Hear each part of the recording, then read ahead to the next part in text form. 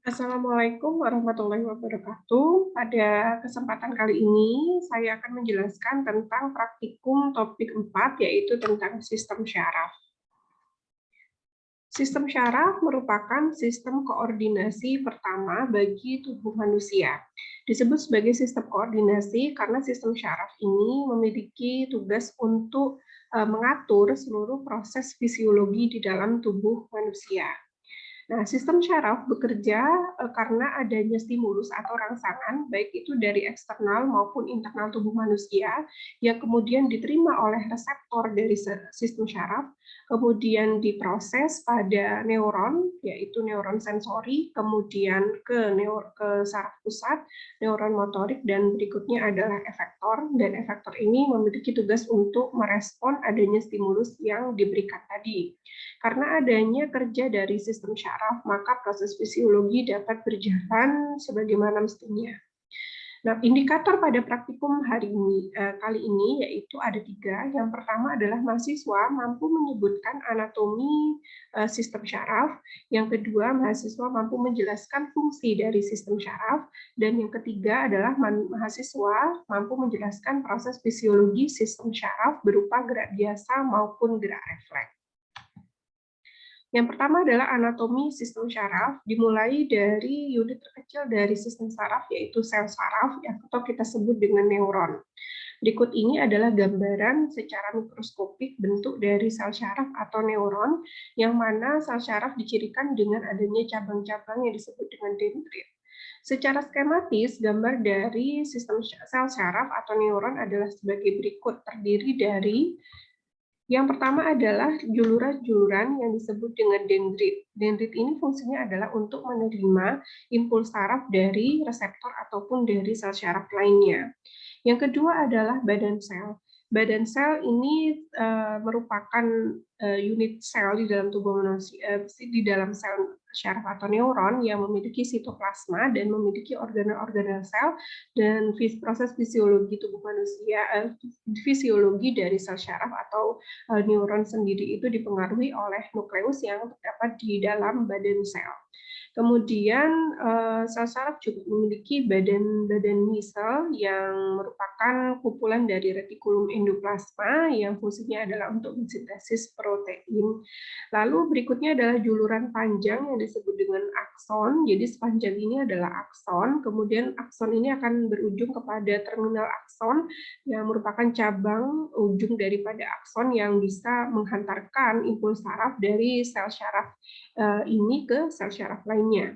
Di sepanjang akson diselubungi oleh selubung mielin. Selubung mielin merupakan selaput yang fungsinya adalah untuk melindungi akson dari kerusakan.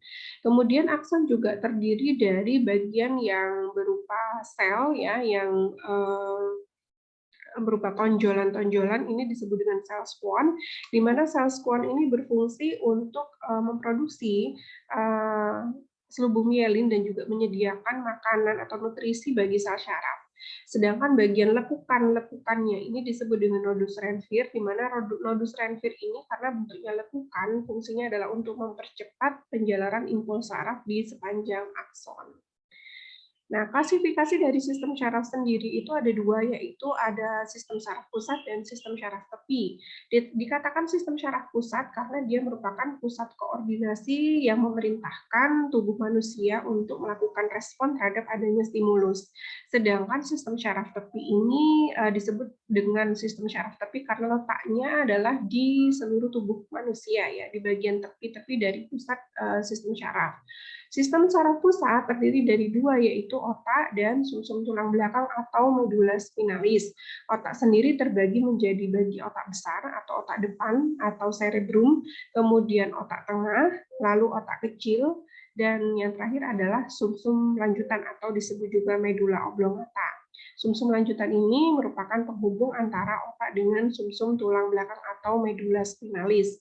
Sedangkan sistem syaraf tepi ini ada 2 jenis, yaitu sistem saraf sadar atau somatik dan sistem saraf tak sadar atau otonom. Sistem syaraf sadar dikatakan sadar karena dia melewati sistem saraf pusat, sedangkan saraf tak sadar atau otonom itu tidak melewati sistem saraf pusat. Lewatnya adalah saraf penghubung atau saraf konektor. Kita mengetahui bahwa ada 3 jenis sel syaraf atau neuron, ada sel saraf motorik, sel saraf konektor, dan sel saraf sensorik.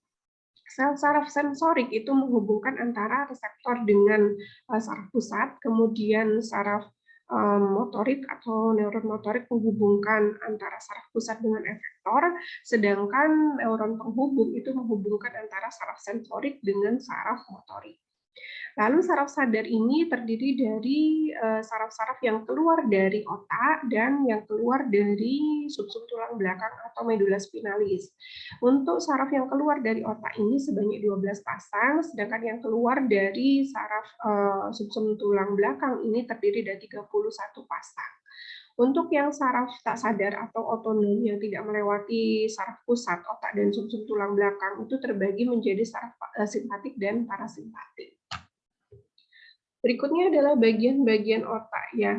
Otak ini memiliki pelindung yang berupa selaput otak atau meninges, kemudian bagian otak depan ini atau disebut juga otak besar dan cerebrum, fungsinya adalah sebagian besar untuk mengontrol proses berpikir ya, mental, intelektual, kesadaran, memori, dan pertimbangan serta kontraksi otot. Kemudian otak tengah ini banyak mengontrol proses visual ya, audio dan proses visual. Nah, otak tengah otak tengah ini dilanjutkan berikutnya ada otak belakang atau otak kecil atau cerebellum yang fungsinya untuk pusat koordinasi otot secara sadar dan keseimbangan tubuh. Kemudian di bagian dalam dari otak tengah ini ada hipotalamus dan hipofisis yang fungsinya untuk mengontrol kerja endokrin ya. Lalu ada batang otak, kemudian ada medula spinalis, medula oblongata atau sumsum lanjutan yang fungsinya adalah untuk mengontrol detak jantung, tekanan darah, kemudian volume dan kecepatan respirasi, gerak alat pencernaan, sekresi kelenjar pencernaan, dan juga gerak refleks berupa batuk, bersin, ataupun berkedip ya. Sehingga dari bagian-bagian ini kita tahu apabila terjadi kecelakaan atau kondisi benturan fisik ya di kepala dan mengenai otak, maka ketika mengenai satu bagian tertentu akan berkaitan dengan tidak berfungsinya suatu proses ataupun kegiatan tertentu. Misalnya pada bagian otak tengah ya, maka yang terganggu adalah proses visual dan audio, misalnya gangguan pada pendengaran ataupun penglihatan. Seperti itu. Kemudian ini adalah bagian-bagian dari sumsum tulang belakang atau medula spinalis yang mana secara segmentasi sumsum tulang belakang terbagi menjadi ruas-ruas. Bagian yang pertama ada 7 ruas tulang belakang di bagian servikal atau leher, kemudian 12 pada punggung, 5 pada pinggang, kemudian 5 ruas pada kelangkang, dan 4 ruas pada tulang ekor. Nah, dari sumsum tulang belakang ini keluarlah 31 pasang saraf tepi ya. Misalnya pada bagian servikal, yaitu pada bagian ruas pertama dari tulang belakang ya, ini mengontrol sistem syaraf ya menuju sistem syaraf tepi, yaitu kelenjar air mata. Jadi dia berfungsi untuk mengatur proses keluarnya air mata seperti itu dan seterusnya. Nah, apabila ada gangguan pada sistem syaraf, kemudian ada terapi ya pada bagian sumsum tulang belakang ini, karena memang titik-titik syaraf ini cukup banyak di sini dan berfungsi untuk mengatur, mengontrol sistem syaraf tepi yang menuju ke organ-organ ya, mulai dari mata, kemudian membran mukosa pada hidung, ini juga daerah area servikal, lalu kelenjar maksila, submandibula, sublingualis ini yang berfungsi untuk mengatur kelenjar saliva ya, kemudian aorta ini pembuluh darah besar pada jantung, lalu ada detak jantung, ini dipengaruhi oleh saraf tepi yang mana keluar dari pusat saraf spinal, yaitu di bagian toraks atau di daerah ruas kedua, yaitu yang ada 12 ruas ini ya. Kemudian paru-paru, lalu pencernaan, kemudian pembuluh darah, pankreas, lalu ada juga usus halus ya, intestinal, kemudian rektum, usus besar, dan juga kandung kemih ya. Serta organ reproduksi ini di area tulang kelangkang maupun tulang ekor.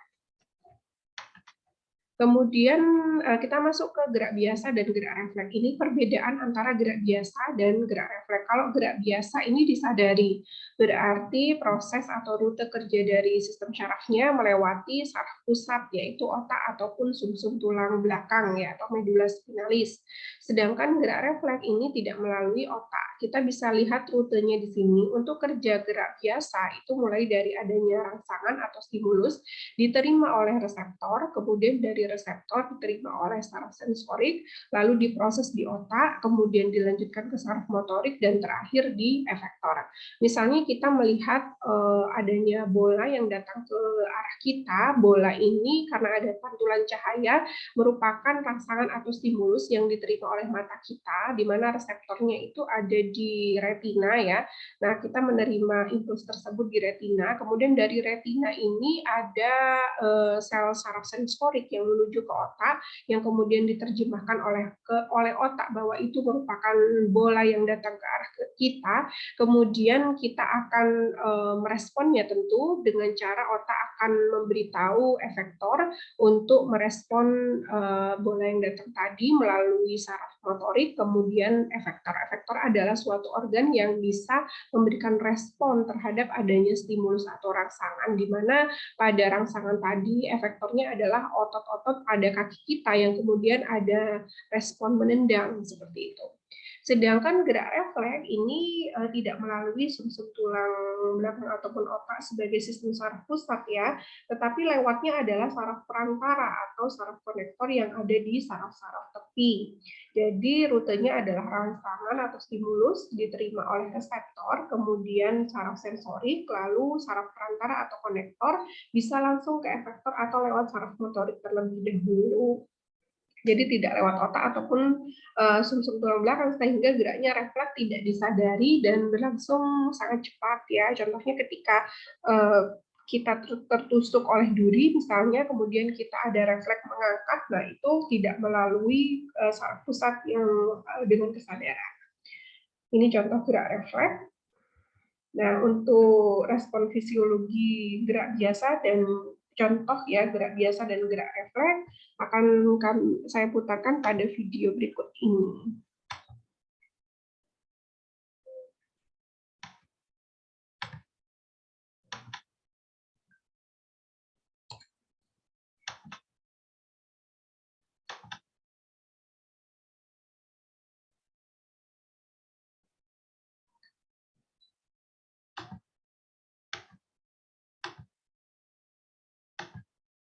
Ini adalah gerak biasa, contohnya adalah ketika kita menghirup aroma, ya, misalnya ini ada aromanya kayu putih, parfum, ketumbar, atau hand sanitizer, begitu ya. Ada suatu proses gerak biasa, di mana aroma-aroma tadi ini merupakan suatu stimulus atau rangsangan yang diterima oleh reseptor olfaktorius yang ada di hidung kita, utamanya di membran mukosa dinding hidung kita. Kemudian nanti dari reseptor tersebut menuju ke saraf sensorik, yang mana saraf sensorik akan memberitahu otak kita, yaitu pada bagian otak depan, kemudian akan mendefinisikan bau tadi, lalu memberikan efek ataupun respon berupa sensasi bau seperti itu.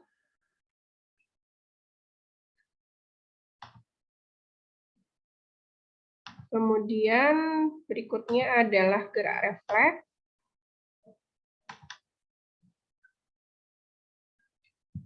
Ini ada macam-macam gerak refleks.